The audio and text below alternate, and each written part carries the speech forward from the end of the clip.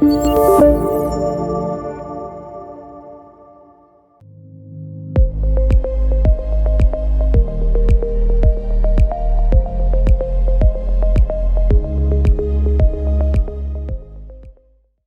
everyone. My name is Anna Popovich, and I'm a reporter for Whistleblower Network News. Today on National Whistleblower Day, we're going to be talking with Apple whistleblower Thomas Le Bonniec. So we'll be talking about his whistleblower journey right now. So Thomas, could you describe what you blew the whistle on? Hello, everyone. Thanks for having me. Yeah, I was a former worker for an Apple subcontractor in Ireland, and what they made me do, the job I worked at, was listening in on people who were talking to or around Siri, the vocal assistant. What made you, I guess, blow the whistle on what you were observing at Apple? And can you talk a little bit about the letter that you sent to the EU regulators or privacy regulators about what you were seeing at Apple? Yeah, sure. So those things happened at different times, actually. When I wasn't the first one to blow the whistle, actually.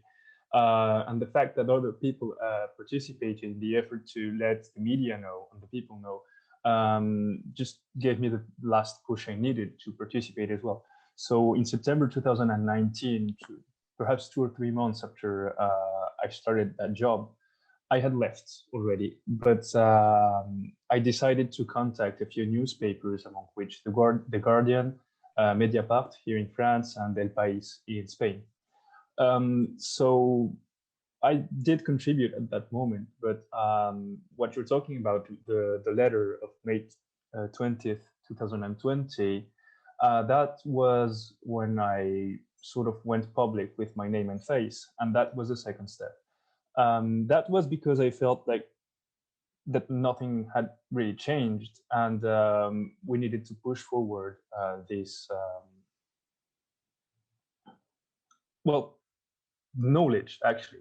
The need for people to know what was going on actually behind the screens and what Apple is actually doing, because that they sell themselves as a privacy-oriented, and the fact is that they're not. They're pretty much they're very similar to Google and Facebook and Amazon when it comes to disrespecting their customers' privacy. Okay, thank you for that for that answer. Yeah, I guess for people who aren't as familiar with your story, do you want to talk about your whistleblowing journey? I guess like from being anonymous, or you mentioned like not being one of the first whistleblowers, but then eventually having your name like in the paper and stuff. I don't know. You did talk about that a little bit, but yeah, maybe just more about the chronology of it. Yeah, I'd be happy to. So actually, it started from the first day at the job. I'd been recently graduated. I was struggling to find a job, and that was the first offer that came to me. It was a confidential offer, and it sounded good because the pay was good, because it was abroad, and all those things were enticing. So I just went with it. And when I got to Ireland, I realized what the job was really about, and that's when, at first, I was very taken aback. So I disagreed from the first day with what I was supposed to do at my job, but I did hold on to it for 2 months until I decided that I couldn't just stay with it anymore. The element that made me decide that I didn't want to stay any longer and that I couldn't just get on with it was a specific recording of a pedophile, actually. And that was the moment I decided that I needed to leave, and that I also needed proof of what was going on. So I took several screenshots of what happened, of our activity. And they took them with me, and I waited for perhaps a month because I was afraid at that moment that perhaps if I went public with this information, I would be sued by Apple, and the NDA would come to effect, and that I would be pretty much bankrupt for the rest of my life. So that was the first step, perhaps. I worked with the Apple subcontractor, which is named GlobeTech, from May 2019 to June 2019. Then I saw the newspapers that began sharing the story in July, September 2019. That's when I participated in the effort of making this public knowledge. And then I decided that I didn't want to be anonymous anymore in February 2020 by participating in a documentary here in France. But the moment where it began to be something like public and internationally sort of widespread was in May 2020 with the open letter that was destined to the data protection authorities here in Europe, because they are they are responsible for these kind of violations. They are the ones who should investigate that. And so far, what we've realized is that there is a bottleneck, and that's the Irish Data Protection Authority, specific case, and others, and they don't. Okay, well, thanks for giving us a better idea of, how your story kind of progressed. I wanted to ask, was there a whistleblowing process or system at Apple, and did you try to alert anyone internally of what you were seeing, or before going, or yeah, sorry, just did you try to blow the whistle internally? Is that question? Yeah, the thing is, what we collectively blew the whistle on was the actual job. So there was no way of reporting that the job was in itself, bad and deserving of being, of letting the chain of command know that this was wrong, because the very concept of the job was wrong with it, and it's still ongoing. So we pretty much can say it's still wrong. So there was no way to blow the whistle on that internally. What I could do was warn them about the pedophile recording, but and I did, but they didn't do anything about it. The thing is that when you're working for a subcontractor, Apple didn't have, I guess, any legal responsibility towards me, and I guess because Irish labor laws are pretty much loose, or at least they're looser than here in France. The health coverage they offered was very well, there was pretty much none. So what they offered me was a help. How do you call that? A call center for mental health, and that was pretty much it. And that didn't work out at all, because in order for me to speak to a psychiatrist or a psychologist, I had to wait for perhaps an entire week to talk about the consequences for my mental health, which, let's be honest, aren't the real issue here. The real issue is that even when it comes to those specific recordings that are very serious, such as that of the pedophile, not only Apple did not care for its employers' safety, it didn't do anything after that recording was flagged. I went back to the project in which the recording was, and perhaps a week later or 10 days later, and the recording was still there. So they didn't even bother to remove it. I'd say there is no internal mechanism for whistleblowers on this specific case. All right, and what do you think can be improved upon with the whistleblowing process? Or you just said that there doesn't seem to be any like internal mechanism. So for blowing the whistle on what specifically like you were doing. So what would you suggest, or what do you think could be improved upon in a situation like this, or maybe not just Apple, but Yeah. Okay. Yeah, but that's an interesting question because I see a lot that I see that there is a lot of here in Europe as well. The legislation says that you need to escalate the problem and you need to say to give the alert internally before you go and talk to let's say the police or the press. And I believe that is an inherent flaw. You need to be able to have someone on the outside you can reach out to at all times. And that's because this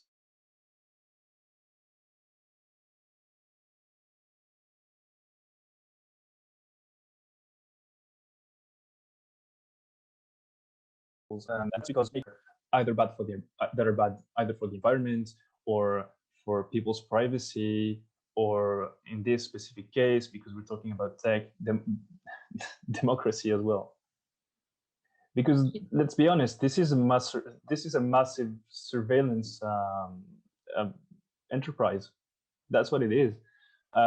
One thing we haven't talked about yet, and I really feel is important to stress, is that these recordings were made on a massive scale. The projects I was working on amounted to hundreds of thousands of recordings and those were divided by trimesters and devices. So you would need to add a few multipliers in order to have an idea of how many recordings were used for each of the languages that were worked on at every given time or period.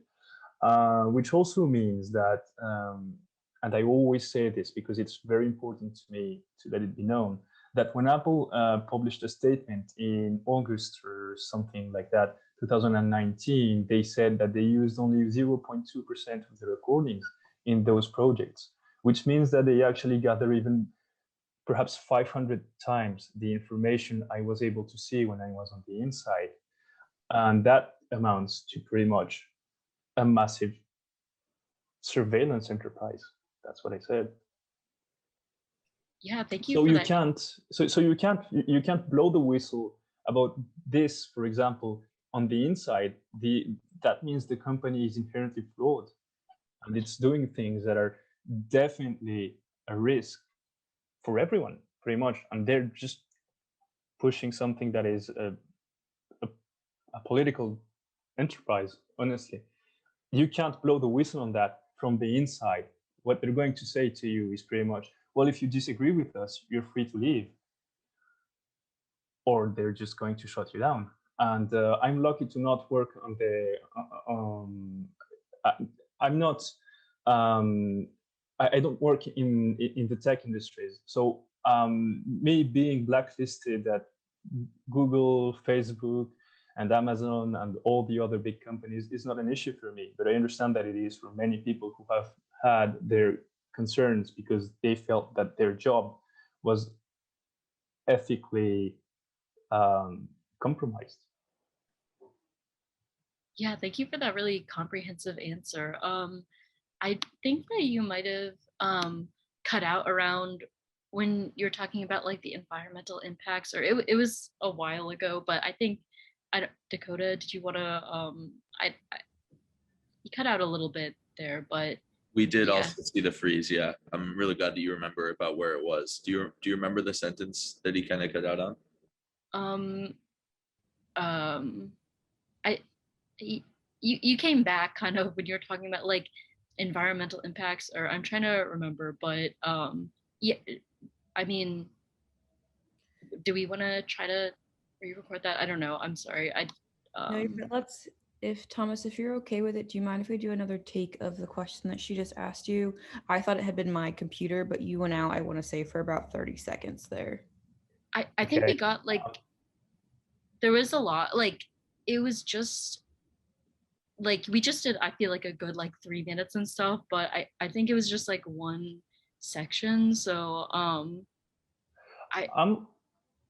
I'm fairly certain that I repeated myself in that question. So why don't we come back to that perhaps? Yeah, okay. You know what? Let's do another take. That's the simplest way to do it. So sure, but I'm definitely not going to say exactly the same thing. I'm not going no, to that's go totally down the same fine. Yeah, that's the magic also of not being live, right? You're going to be able to just tweak a few things and work it out, right? For sure. Yeah. We can try to just, I'll ask the question again and you can answer, but you just gave a really beautiful long answer. So I feel like if you want to shorten things or maybe get to the same points, I feel like that'll be fine because we already have like a lot that was working. So We can come together, certainly. Yeah, there's mhm. no, well, I'll take a look at the video and see what we have and how it flows once we're done. Okay. Yeah, I'll just ask this question again. You don't have to go. Yeah, we already got a lot of great stuff. Yeah. So okay, so and what do you think can be improved upon and at Apple's whistleblowing process? Oh yeah. So the issue is that the job in itself was inherently flawed, and people can argue ethically wrong. So you can't just blow the whistle on the content of your work. And in this specific case, that meant that I couldn't go to the to the people who were higher up. What I did actually was talk to them about the pedophile recording, but they didn't really act on that either. So that means that you cannot expect actually to have these mechanisms of escalations where you are first expected to tell the people inside your company and then go to someone who would be outside of it, like police or the press. That's not how things work. That's an answer. That's the kind of thing you would think of as the legislator, and that would be a hypothetical. But in truth, there are many times in which the thing you need to blow the whistle on is inherent to the company. So what are you going to do when you work with Apple? So either you stay there and stay put, or just leave, because that's what they're going to tell you, and they're going to blacklist you if you belong to the tech industry. Yeah, I think it's really interesting how you mentioned that yeah, since you're not, I guess, in the tech industry or you're blacklisted from certain like tech companies, that I guess fortunately you weren't, or you're not going to be affected by that because maybe you're doing something else. We can talk about that later. But how do you think whistleblowing is viewed in the tech space? Well, I saw recently that there was this sort of corporate communication by Mark Zuckerberg, and he was talking about terminating the people who leaked things out of Facebook. So I guess we have people in general have a pretty good idea of how Tim Cook and Zuckerberg and other people feel about letting their internal processes being known. That's because the tech industry is a very opaque world. They're doing everything to keep it to keep the knowledge to themselves, and that in itself is an issue too. Because first of all, why would they need to be so vague about their proceedings and how they do things? I recently read a piece about in Bloomberg, I think, about how Amazon uses algorithms now to terminate people who work in package deliveries, and they don't tell people why they're suddenly going to be fired from one day to the other. So yeah, I do think that they don't want to be transparent, and they're anti-democratic also in that sense. Big tech doesn't want to share either knowledge or power, and that's definitely anti-democratic. Okay. Yeah, thank you for that answer. Before we talk about, or I'm just trying to see which question I should do next. I guess I'll ask this. Do you have any advice or words of caution to other people witnessing this kind of behavior, or maybe they also want to blow the whistle? Yeah, well, I'd say that they would need a lot of time of introspection before they decide what path they're going down to. I remember that at first I was told by several people who are close to me that whatever I intended to do was pointless. that people didn't really care for it, that it was an uphill battle, and that I would probably never sort of win. Well, I don't think about it of it as winning, but and that is true. I mean, that is true, because it's not something you should do lightly. You should definitely think about it before you start the process. That's not something you go back from, especially when you go public and all that. But also, you know, it feels good to be able to just say that you're not going to bow down to pressure, especially when it feels, in my case at least, that it's wrong. So that's a good thing. Other doors, other opportunities, are opened. You meet different people who have a different view on the world, and they may not be in power, but they are at least trying to do things for the better. And that's my opinion. I now connected to people who are trying to do things for the better, and that's very much what's important to me.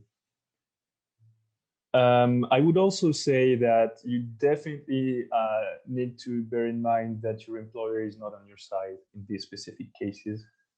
Oh, pretty much any time, actually. But no, your employer is not going to be on your side. Be careful with what you're going to share with them, and what your intentions are, and how disgruntled you may seem to them as well. Be careful, and don't give anything to them that they might use afterwards. And then one of my last questions is, do you think adequate action has been taken against Apple to address what you blew the whistle on? And depending, I guess, on that answer, what would you like to see happen to follow up on your allegations? So no, I don't feel like any proper action has been taken against Apple. The thing is, being a European citizen, I don't know how things happen in the rest of the world. I do hope that other countries will take up on this case as well, as they see it happening perhaps in Europe. What I see here is that the responsible authorities haven't done anything, and that's because of the, as I said before, the Irish Data Protection Authority, and they are the ones who are responsible for the fact that the GDPR and other laws, actually national laws, are not being enforced upon. I would hope that there's an official, serious inquiry that is started by at least the countries of the European Union, because, as I said, this pretty much amounts, in my opinion, to a surveillance enterprise. And this is not something that we should just let go of this lightly. I was hoping as well that